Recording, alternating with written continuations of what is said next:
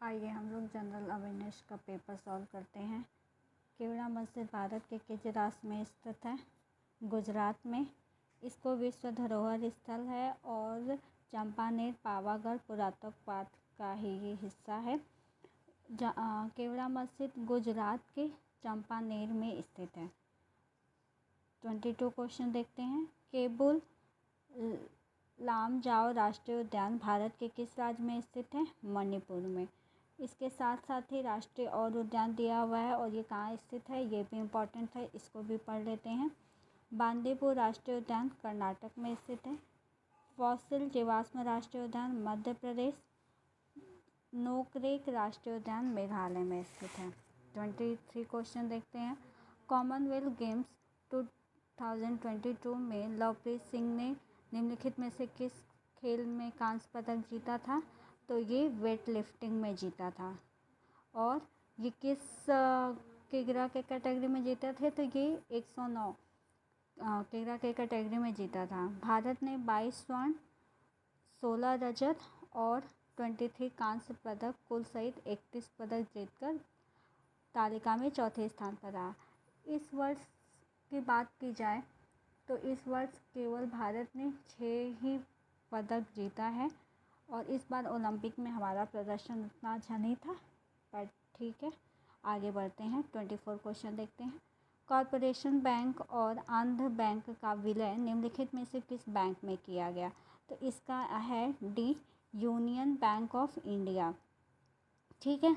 अगला क्वेश्चन देखते हैं। 25 अमेरिका के किस शहर में स्वामी विवेकानंद ने विश्व धर्म सम्मेलन में अपना प्रतिष्ठित भाषण दिया था?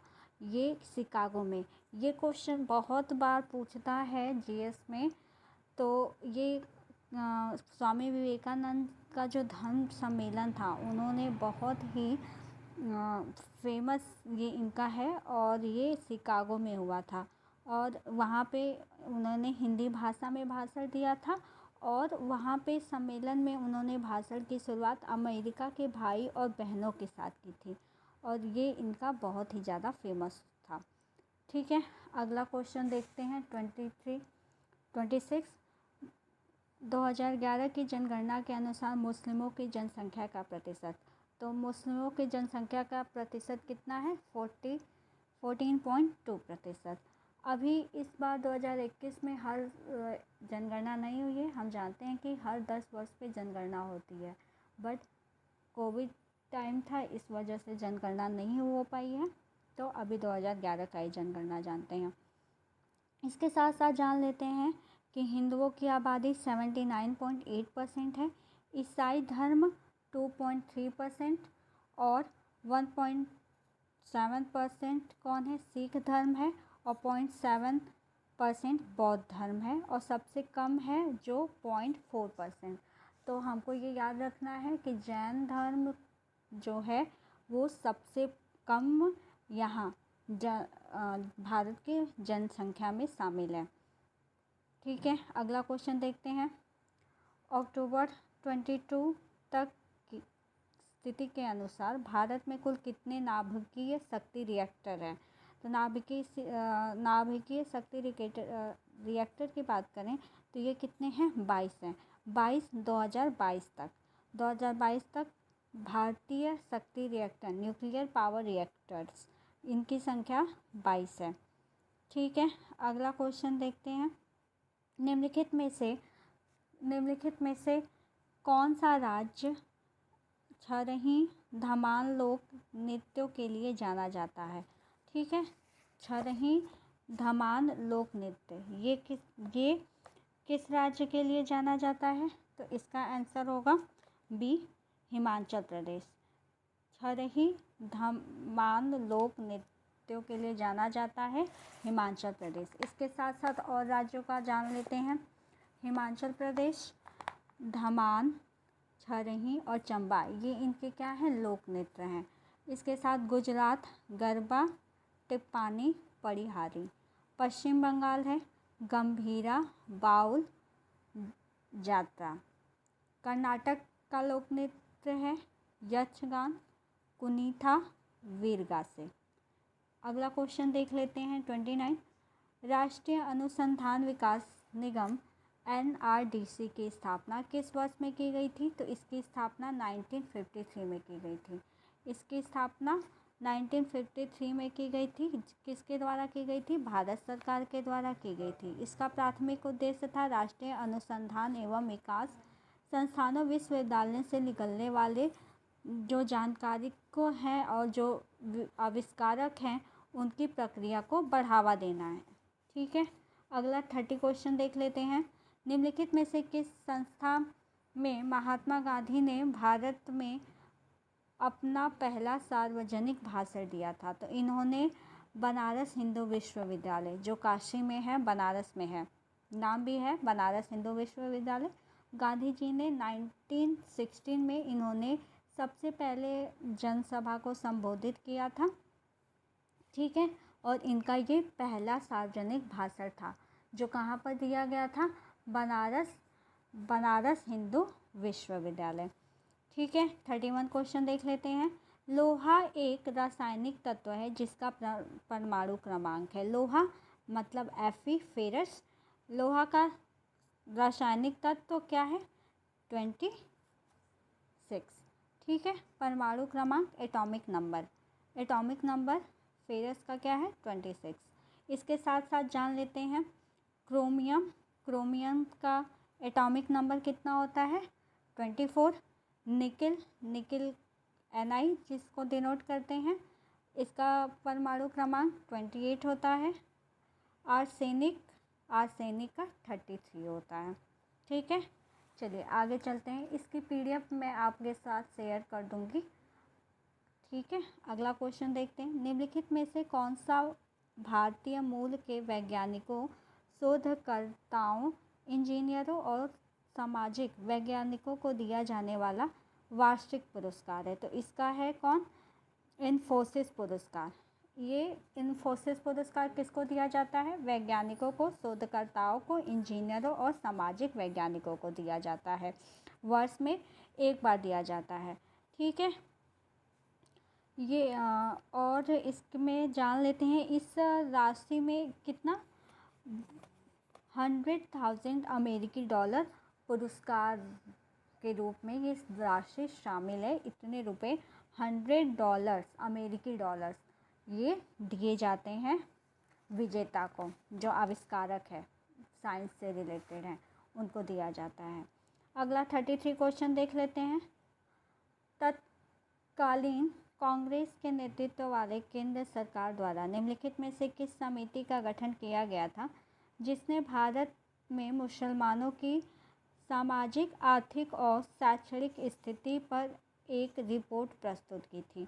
तो इसका क्या है? बी, सच्चा समिति। सच्चा समिति ने सबसे पहले कांग्रेस के नेतृत्व में इन्होंने मुसलमानों की सामाजिक और आर्थिक स्थिति पर सबसे पहले रिपोर्ट प्रस्तुत की थी। ठीक है, और ये कब था? 2005 में दिल्ली हाई कोर्ट में प्रस्तुत किया गया था। उस समय न्यायाधीश कौन थे? राजेंद्र सच्चर। उस समय जो न्यायाधीश थे दिल्ली हाई कोर्ट के, वो कौन थे? न्यायाधीश राजेंद्र सच्चर, जिनकी अध्यक्षता में ये समिति पर बैठक की गई और मुस्लिमों की आर्थिक, सामाजिक और शैक्षणिक दशा के बारे में मनमोहन सिंह ने चर्चा किया। ठीक है, अगला 34 क्वेश्चन देख लेते हैं। आई होप आप सबको दिखाई दे रहा होगा। 34 क्वेश्चन। काली टाइगर रिजर्व भारत में किस राज्य में स्थित है? काली टाइगर रिजर्व भारत के किस राज्य में स्थित है? तो ये भारत के कर्नाटक में स्थित है। ये भारत के कर्नाटक में स्थित है। ठीक है, थोड़ा सा मैं जूम कर देती हूँ, आपको दिखाई नहीं दे रहा होगा। आई होप आपको दिखाई दे रहा होगा। ठीक है, मैं आपको जूम कर रही हूँ वीडियो। चलिए ठीक है, देखते हैं अगला क्वेश्चन। इसके साथ साथ और भी जान लेते हैं जो बाघ अभयारण्य हैं वो कहाँ कहाँ स्थित हैं। काली टाइगर रिजर्व अभी हमने पढ़ा कर्नाटक में। रामगढ़ विषधारी टाइगर रिजर्व राजस्थान में। बांधवगढ़ टाइगर रिजर्व मध्य प्रदेश में। कोई टाइगर रिजर्व अरुणाचल प्रदेश में। ठीक है, आगे देखते हैं। सीडैक का पूर्ण रूप क्या है? जो आईटी, इलेक्ट्रॉनिक्स और संबंधित क्षेत्रों के अनुसंधान एवं विकास करने के लिए इलेक्ट्रॉनिक्स और सूचना प्रौद्योगिकी मंत्रालय का एक प्रमुख संसाधन एवं विकसित संगठन है। तो ये क्या है? C, centre for development of advance community. ठीक है, सीडैक का फुल फॉर्म पूछा है, तो इसका फुल फॉर्म क्या है? Centre of development of advance computing. ठीक है, अगला क्वेश्चन हम लोग देखें। अगला क्वेश्चन पे पढ़ते हैं। आपको इसकी पीडीएफ मैं शेयर कर दूंगी, आप कमेंट करके, अगर आपको चाहिए होगा तो आप कमेंट कर दीजिएगा। ठीक है, आगे बढ़ते हैं। 36 क्वेश्चन देखते हैं। नासा के उस अंतरिक्ष यान का क्या नाम है जो 2022 के सितंबर के महीने में एक क्षुद्र ग्रह से स्वदेश टकराया था? 2022 में कौन सा अंतरिक्ष यान जो नासा का है वो टकराया था सितंबर में? तो ये क्या है? डार्ट। ठीक है, ये डार्ट है जो 26 सितंबर 2022 को एक क्षुद्र ग्रह से स्वदेश से टकराया था। ठीक है, अगला क्वेश्चन देखते हैं। 37 क्वेश्चन। बृहदेश्वर मंदिर निम्नलिखित में से किस राज्य में स्थित है? बृहदेश्वर मंदिर निम्नलिखित में से किस राज्य में स्थित है? तो ये कहाँ स्थित है? तमिलनाडु में। बृहदेश्वर मंदिर तमिलनाडु राज्य के तंजौर में स्थित है। यह एक हिंदू मंदिर है। ठीक है, याद रखिएगा कि यह एक हिंदू मंदिर है जिससे पूरी तरह ग्रेनाइट से निर्मित है। इसका निर्माण किससे किया गया है? ग्रेनाइट से किया गया है। ठीक है, यूनेस्को में ये विश्व धरोहर घोषित किया गया था। इसका निर्माण चोल प्रथम 2003 से 2010 ईस्वी ने करवाया था। ठीक है, बृहदेश्वर मंदिर का निर्माण किसने करवाया था? चोल प्रथम ने करवाया था। कहाँ पे स्थित है ये? तमिलनाडु में स्थित है। ठीक है, अगर आगे बढ़ते हैं। आगे हम बढ़ेंगे 38 क्वेश्चन पे। इसके साथ साथ क्या हो रहा है कि हमारा ये कंप्लीट होता जा रहा है। हमारा 40 नंबर का जो जीएस है वो हमने साथ में पढ़ लिया और हमें टाइम का पता भी नहीं चला।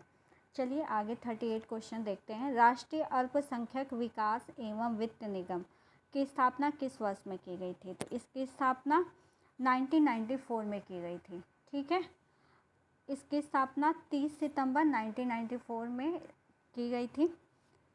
आगे देखते हैं 39 क्वेश्चन। ओडिशा राज्य में राज्यसभा की कितनी सीटें हैं? ओडिशा राज्य में राज्यसभा की कितनी सीटें हैं? तो ओडिशा में कितनी सीटें हैं? 10। ओडिशा में कितनी सीटें हैं? 10। इसके साथ जान लेते हैं उत्तर प्रदेश में 31 सीट हैं, महाराष्ट्र में 19 सीट है, ओडिशा में 10 सीट है, कर्नाटक में 12 सीट है। ये सीटों की राज्यसभा की सीटों की संख्या है, लोकसभा की सीटों की संख्या नहीं है। हम जानते हैं कि लोकसभा में उत्तर प्रदेश में सबसे ज़्यादा सीटें हैं और राज्यसभा में भी उत्तर प्रदेश में सबसे ज़्यादा सीटें हैं। चलिए आगे देखते हैं 40 क्वेश्चन। हिंदुस्तानी शास्त्रीय संगीत गायिका बेगम परवीन सुल्ताना निम्नलिखित में से किस घराने से स्थित हैं? तो ये पटियाला घराने से स्थित हैं। ठीक है, जो हिंदुस्तानी शास्त्रीय गायिका हैं जिनका नाम बेगम परवीन सुल्ताना है, ये पटियाला घराने से संबंधित हैं। ये किस संस्थापक के उसमें काम करती थी? तो ये बड़े फ़तेह अली खान और अली बख्शान के 19वीं सदी में थी। ठीक है, इनका भी घराना बहुत प्रसिद्ध है, ये बहुत ही प्रसिद्ध थी। ठीक है, इनके घराने में और बड़े बड़े कलाकार जैसे अली खान, रजा अली खान, बेगम अख्तर और नैना देवी बेगम परवीन सुल्ताना, इतने बड़े बड़े जो लोग हैं ये इनके घराने से संबंधित हैं।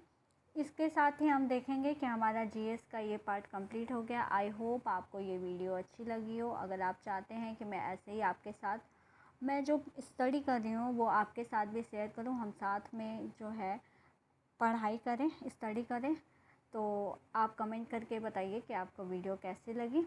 मिलते हैं नेक्स्ट वीडियो में। Thank you so much.